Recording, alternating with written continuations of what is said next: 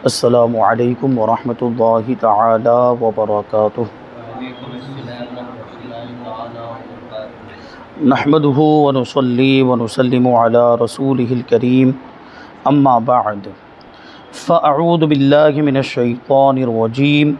بسم اللہ الرحمن الرحیم۔ ان اللہ وملائکتہ یصلون علی النبی یا ایہا الذین آمنوا صلوا علیہ وسلموا تسلیما۔ اللہم صلی علی سیدنا ومولانا محمد معدن الجود والکرم وآلہ الکرام وابنہ الکریم وبارک وسلم صلاۃ وسلاما علیک یا رسول اللہ صلی اللہ تعالی علیہ وسلم۔ موت اور جنازے کا بیان جاری ہے۔ اس سے پہلے والے درس میں میت کو غسل دینے کا طریقہ بتایا گیا، اور اگر میت کو غسل نہ دیا جا سکتا ہو، کوئی مجبوری ہو، تو تیمم کرایا جائے گا، اور تیمم کرانے کا طریقہ بھی بتایا گیا۔ اب کفن دینے کا طریقہ بتا رہے ہیں کہ مرد کو 3 کپڑوں میں اور عورت کو 5 کپڑوں میں کفن دینا سنت ہے، اور اس کی تفصیل اس طرح سے ہے۔ ازار، پہلا جو کپڑا ہے وہ ہے ازار، جسے تہبند بھی کہا جاتا ہے۔ یہ سر سے لے کر پاؤں تک ہونا چاہیے، یعنی بالکل ہائٹ کے برابر، انسان کی جو ہائٹ ہے۔ اور چادر کا مطلب کیا ہوا؟ دوسرے نمبر پر ہے چادر، جو ازار سے 1 ہاتھ بڑی ہو، اس کو لفافہ بھی کہتے ہیں، یعنی تہبند کے مقابلے میں یہ کچھ لمبا ہوگا، اور یہ اتنا لمبا ہوگا کہ دونوں طرف سے اس کو آسانی کے ساتھ باندھا جا سکے، پاؤں کی جانب سے بھی اور سر کی جانب سے بھی۔ تیسرا جو کپڑا ہوگا وہ ہے کرتا۔ یہ کہاں سے کہاں تک ہونا چاہیے؟ گلے سے لے کر پاؤں تک ہونا چاہیے، یہاں سے لے کر پاؤں تک ہونا چاہیے، جس میں نہ آستین ہو نہ کلیاں ہوں۔ اس کو کفنی یا قمیص بھی کہتے ہیں۔ اس میں سلائی نہیں ہوگی اور آستین وغیرہ بھی نہیں ہوگی۔ اب اس کو کیسے پہنایا جائے گا اس کو بھی بتائیں گے۔ یہ تینوں کپڑے مرد اور عورت دونوں کے کفن میں یکساں ہوتے ہیں، یعنی برابر ہوتے ہیں، اتنی ہی سائز کے ہوتے ہیں۔ اور عورت کے کفن میں 2 کپڑے زیادہ ہوتے ہیں۔ ایک اوڑھنی جو 3 ہاتھ لمبی ہو۔ 3 ہاتھ لمبی ہونے کا مطلب کیا؟ 1 ہاتھ یہ انگلیوں کے سرے سے لے کر کوہنی کے اوپر تک، اس کو 1 ہاتھ کہا جاتا ہے۔ تو 3 ہاتھ کے برابر یہ اوڑھنی لمبی ہونی چاہیے۔ ابھی اوڑھنی بھی اس کے بھی پہنانے کا طریقہ ہے۔ اور دوسرا سینہ بند، جو سینے سے لے کر رانوں تک ہو، یعنی یہاں سے رکھنا ہے عورتوں کو یہ کپڑا، اور یہاں ران تک ہونا چاہیے۔ تو یہ کپڑے بتائے گئے۔ لفافہ یعنی چادر کی مقدار یہ ہے کہ میت کے قد سے اس قدر زیادہ ہو کہ اسے سر اور پیر دونوں طرف سے باندھ سکیں، اور دونوں طرف سے باندھا جا سکے۔ اور ازار یعنی تہبند چوٹی سے قدم تک، یعنی سر سے لے کر پاؤں تک۔ اور قمیص جس کو کفنی کہتے ہیں وہ گردن سے گھٹنوں کے نیچے تک ہو، اور یہ آگے اور پیچھے دونوں طرف سے برابر ہو۔ یہ سائز جو ہے یہ کفنی کی قمیص کی جو بتائی گئی، یہ آگے اور پیچھے دونوں طرف سے برابر ہونی چاہیے، کیونکہ اس کو بیچ میں سے پہنایا جائے گا۔ جو ازار کے بارے میں بتایا گیا، جو تہبند اور لفافے کے بارے میں بتایا گیا، تو لفافے کو تو ایسے بچھا دیا جائے گا، اور اس کے اوپر یہ جو تہبند یا ازار کے بارے میں بتایا گیا اس کو بچھایا جائے گا، اور یہ دونوں کو ایسے لپیٹا جاتا ہے، لفافے کو اور تہبند کو لپیٹا جاتا ہے۔ لیکن کرتا جو ہوگا، قمیص جو ہوگا، اس کو پہنانا ہے بیچ میں سے کاٹ کر، اس کو ڈبل کر کے بیچ میں سے کاٹ کر وہاں سے اس کو پہنانا ہے۔ اب پہنانے کے 2 الگ الگ طریقے ہیں، عورت کو کیسے پہنایا جائے گا اور مرد کو کیسے پہنایا جائے گا۔ تو اس کا آدھا حصہ آگے کی طرف رہے گا اور آدھا حصہ پیچھے کی طرف رہے گا۔ تو جو آدھا والا حصہ ہے وہ پہلے سے بچھا کر رکھ دینا پڑے گا، اور وہ بھی گھٹنے تک ہونا چاہیے، یعنی گھٹنے کے پیچھے والے حصے تک جو نیچے جائے گا۔ پھر یہاں سے جو چیر کر کاٹ کر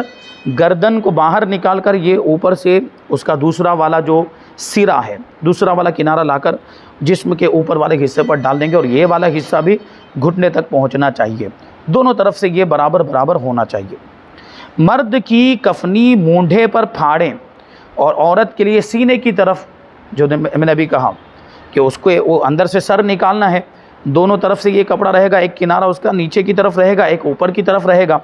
تو بیچ میں سے سر کیسے نکالنا ہے؟ تو مرد کے لیے ایسے کینچی چلائیں گے، دائیں سے بائیں یا بائیں سے دائیں،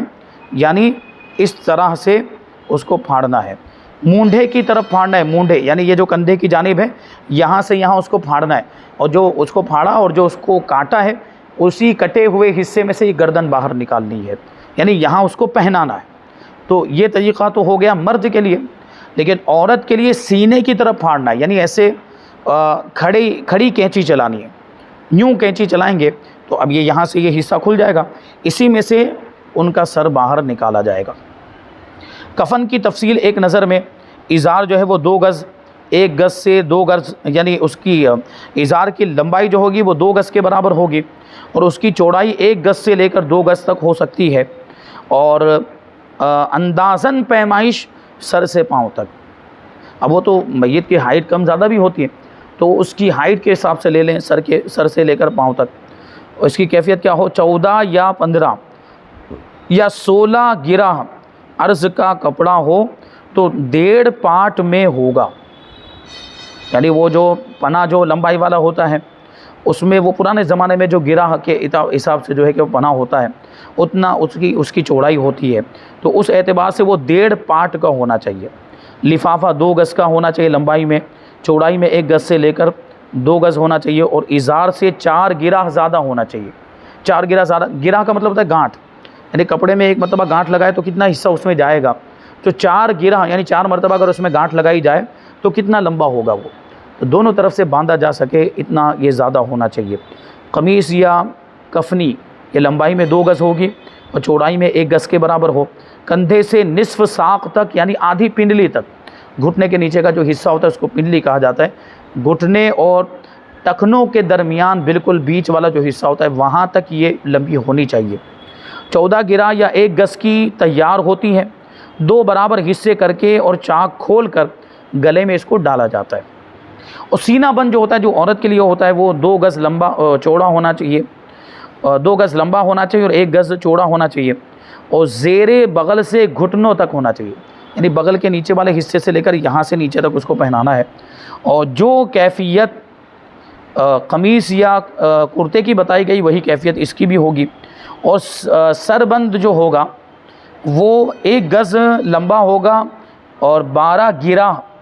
چوڑا ہوگا، اور اس کی اندازاً پیمائش جہاں تک ہو سکے سر کے بال کے 2 حصے کر کے اور اس میں لپیٹ کر سینے کے دائیں بائیں جانب رکھے جاتے ہیں۔ سر کے بالوں کو 2 حصوں میں ایسے سینے کی طرف، عورتوں کے جو بال ہوتے ہیں نا وہ ایک حصہ ادھر اور ایک حصہ ادھر اس کو ڈال دینا ہے، اسی کے نیچے جو سینہ بند ہوگا اسی کے نیچے یہ بالوں کو ڈال دیتے ہیں۔ کہتے ہیں کفن پہنانے کا طریقہ یہ ہے کہ میت کو غسل دینے کے بعد اس کا بدن کسی پاک کپڑے سے آہستہ آہستہ پونچھ لے کہ کفن تر نہ ہو، یعنی پانی سوکھ جائے۔ کفن کو 1 یا 3 یا 5 یا 7 بار دھونی دے کر اس طرح بچھائیں کہ پہلے بڑی چادر، پھر تہبند، پھر کفنی ہو۔ دھونی دینے کا مطلب کیا ہے کہ ایک جگہ پہ اس کو ڈھیر کر کے رکھ لیا جائے یہ سارے کپڑوں کو، اور اگر بتی یا لوبان وغیرہ سلگا کر اس کے ارد گرد 3 مرتبہ یا 5 مرتبہ یا 7 مرتبہ ایسے گھمایا جائے، تو یہ دھونی دینے کا مطلب ہو گیا۔ پھر اس کو بچھانا ہے تو پہلے کیا بچھانا ہے؟ پہلے چادر، بڑی چادر بچھانی ہے، یعنی وہ والی چادر جس کو ہمیں دونوں طرف سے باندھنا ہے۔ پھر اس کے اوپر تہبند جو میت کی ہائٹ کے برابر جو کپڑا ہے وہ رکھنا ہے۔ پھر کفنی جو یہاں گردن سے لے کر پاؤں تک جو کپڑا ہے وہ، اور قمیص اس طرح بچھائیں کہ اس کا اوپر والا سرا لپیٹ کر میت کے سر رکھنے کی جگہ پر رکھ دیں، تاکہ جب میت کو کفن پہنانے کے لیے اس پر لٹایا جائے تو قمیص کا اوپری حصہ میت کے سینے کی طرف سے پہنا دیا جائے، کیونکہ یہاں سے چاک کرنا، یہاں سے کاٹنا ہے، مرد ہے تو ایسے کاٹیں گے، عورت ہے تو اوپر سے نیچے کی جانب کاٹیں گے سینے کی طرف۔ تو اب یہ نیچے والا حصہ تو بچھا دیں گے اور اسی کے اوپر میت کا جسم لا کر رکھ دیا جائے گا، اور یہ والا جو باقی حصہ بچا ہے وہ یہاں سر کے پاس لپیٹ کے رکھ دیں گے۔ جب میت کو لٹا دیا جائے گا ان 3 کپڑوں پر، تو اس کے بعد یہ اس کا دوسرا کنارہ لا کر اوپر سے سر کو باہر نکال کر یہ جو دوسرا کنارہ ہے وہ یہ اوپر والے جسم پر ایسے ڈال دیا جائے گا، پہنا دیا جائے گا۔ اس طرح قمیص کا ایک سرا میت کے نیچے ہوگا اور دوسرا سرا میت کے سر سے نکال کر سینے پر ڈال دیا جائے گا، یعنی یہ پوری قمیص بن جائے گی۔ سر، داڑھی اور تمام بدن پر خوشبو ملیں اور سجدہ کرنے کی جگہ یعنی پیشانی، ناک، دونوں ہتھیلیوں، دونوں گھٹنوں اور دونوں قدموں پر کافور لگائیں۔ پھر ازار یعنی تہبند لپیٹ دیں، ٹھیک ہے، وہ ازار کو ایسے لپیٹنا ہے، کیونکہ یہ کرتا والا جو کپڑا ہے وہ تو ویسے ہی رہے گا، کیونکہ وہ دونوں طرف سے ہے، نیچے بھی ہے اوپر بھی ہے۔ اب پہلے کس کو لپیٹنا ہے؟ جو تہبند والا جو کپڑا تھا، جو دوسرے نمبر پر ہم نے رکھا تھا، اس کو پہلے لپیٹنا ہے۔ پھر دائیں، کہاں گیا؟ تہبند لپیٹ دیں، پہلے بائیں جانب سے پھر دائیں جانب سے، یعنی لپیٹنا ہے تو پہلے کون سا والا حصہ لپیٹیں گے؟ بائیں جانب والا حصہ ایسے لپیٹا، پھر دائیں جانب والا یعنی سیدھے ہاتھ والا حصہ۔ مطلب یہ ہے کہ جو سیدھی طرف والا حصہ ہے وہ اوپر آنا چاہیے، جو الٹے ہاتھ کی طرف والا حصہ وہ نیچے جائے گا، اس طرح سے اس کو لپیٹنا ہے۔ پھر لفافہ لپیٹیں، یعنی جو لمبی چادر تھی اس کو لپیٹنا ہے، اور اس کے لپیٹنے کا بھی یہی طریقہ کہ پہلے بائیں طرف والا حصہ جو ہے کہ لپیٹنا ہے، پھر دائیں طرف والا یعنی دائیں طرف والا حصہ اوپر رہنا چاہیے۔ یہ کر لیا تاکہ داہنا اوپر رہے، اور سر اور پیر کی طرف سے زائد نکلا ہوا جو کپڑا ہے وہ حصہ جو ہے اپنی مٹھی میں سمیٹ کر باندھ لیں، ایسے لپیٹ کر باندھ دیں۔ اسی طرح میت کے پیٹ پر بھی باندھ دیا جائے، یعنی میت کے پیٹ پر بھی کوئی وہ چنڈی لے کر، کپڑے کا وہ ٹکڑا لے کر یا کوئی رسی نما کوئی چیز لے کر اس کو باندھ دیا جائے، تاکہ کفن کے اڑنے کا اندیشہ نہ رہے۔ یہاں اوپر سے بھی باندھنا ہے، نیچے سے بھی باندھنا ہے، بیچ میں سے بھی باندھ دینا ہے۔ عورت کو کفنی پہنا کر اس کے بال کے 2 حصے کر کے کفن کے اوپر سینے پر ڈال دیں، اور اوڑھنی پیٹھ کے آدھے حصے کے نیچے سے بچھا کر سرہانے پہلے ہی لا کر رکھ دیں، پھر میت کو اس پر لٹا کر قمیص پہنا دیں، اور اوڑھنی کا آدھا حصہ لا کر میت کے منہ پر نقاب کی طرح ڈال دیں کہ سینے پر رہے، کہ اس کی لمبائی آدھی پیٹھ سے سینے تک رہے اور چوڑائی ایک کان کی لو سے دوسرے کان کی لو تک رہے۔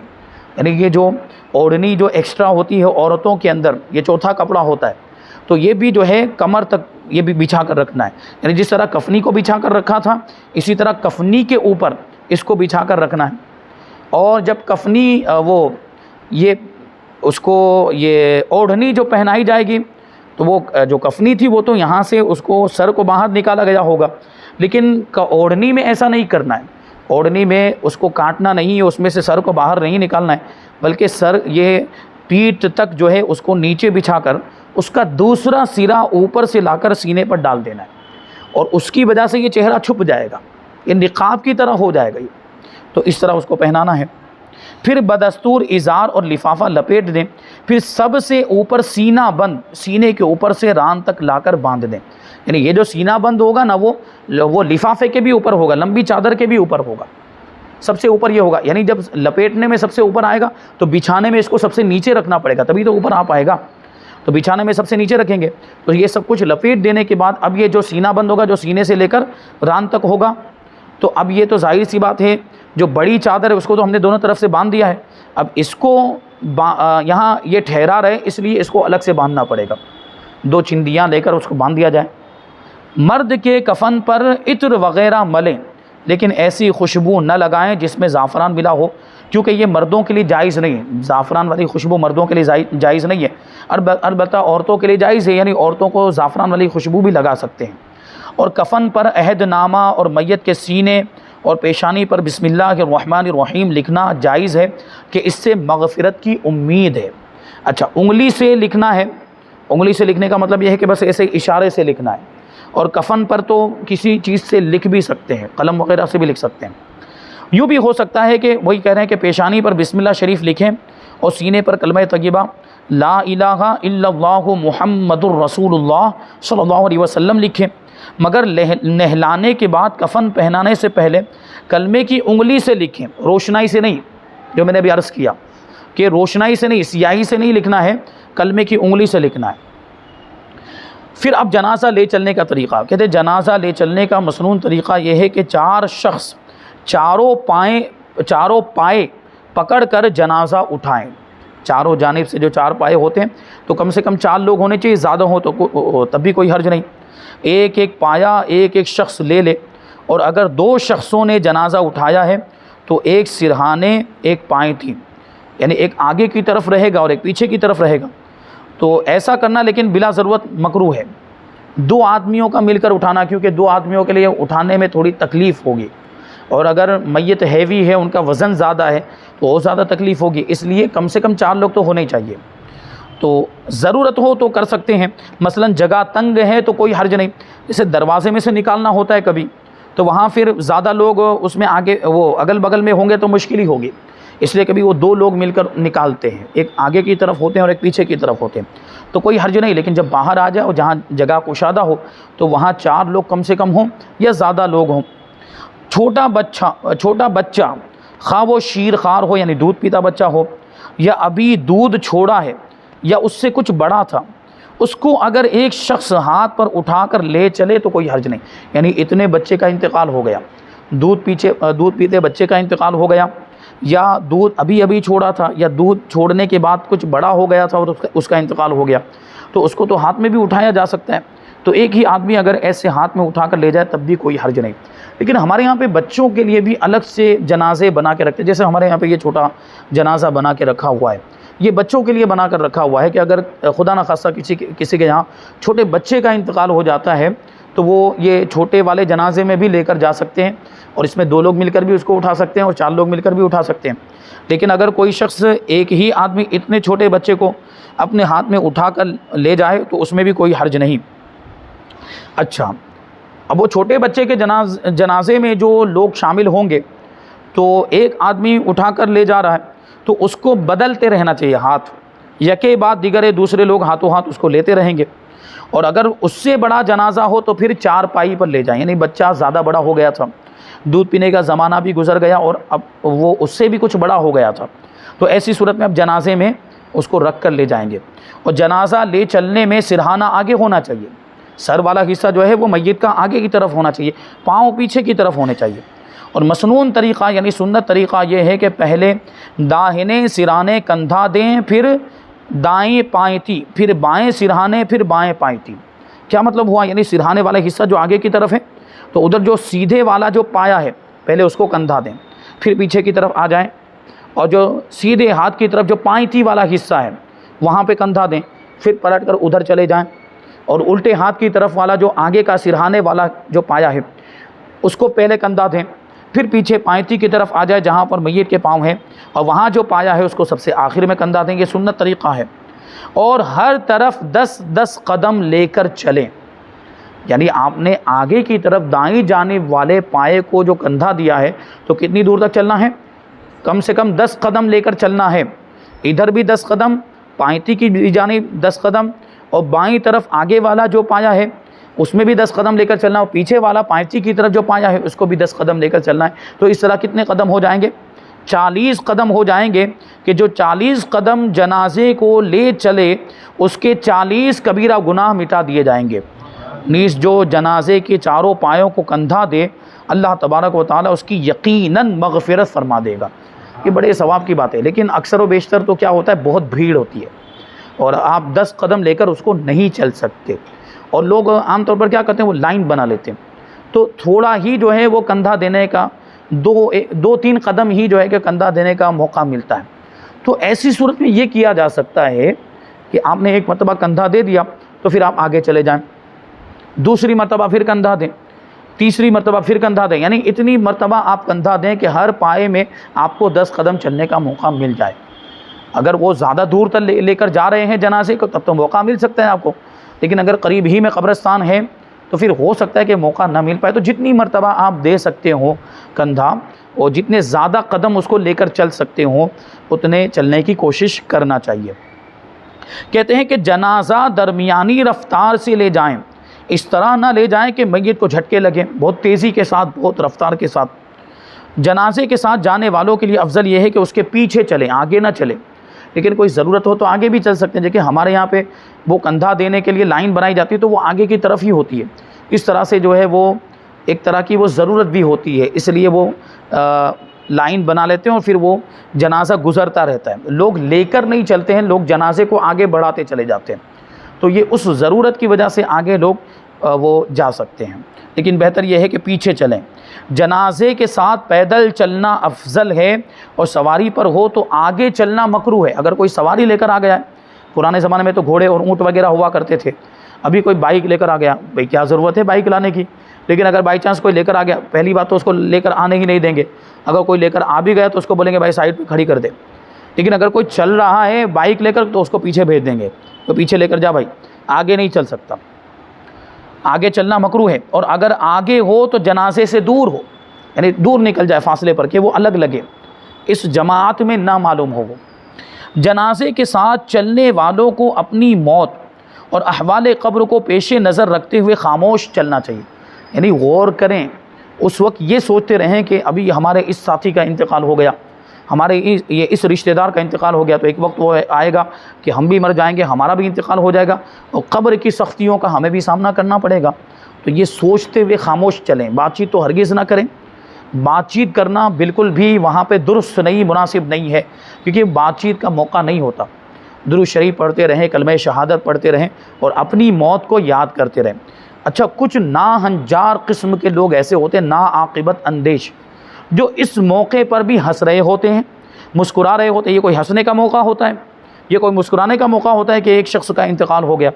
اپنی موت کو یاد کرنے کا حکم ہے وہاں پر، اور جو آدمی اپنی موت کو یاد کر رہا ہوگا کیا وہ ہنسے گا، مسکرائے گا؟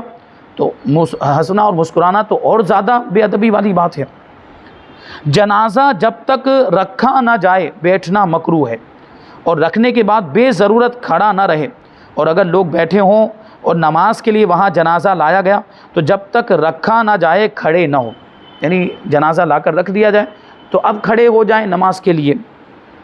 جنازہ آڑا رکھیں کہ دائیں کروٹ قبلے کی طرف ہو، یوں ایسے آڑا رکھنا ہے، یوں کھڑا نہیں رکھنا ہے، آڑا رکھنا ہے، اور اس کی دائیں کروٹ جو ہے وہ قبلے کی طرف ہونی چاہیے۔ یہ والا دائیں سیدھے طرف والا حصہ جو ہے وہ قبلے کی طرف، یعنی سرہانہ آپ اتر کی طرف رکھیں گے تو وہ جو ہے وہ قبلے کی طرف جو ہے دائیں، اتر ادھر ہے نا، اتر ادھر ہے، وہ کنفیوژن ہے، اتر ادھر ہے،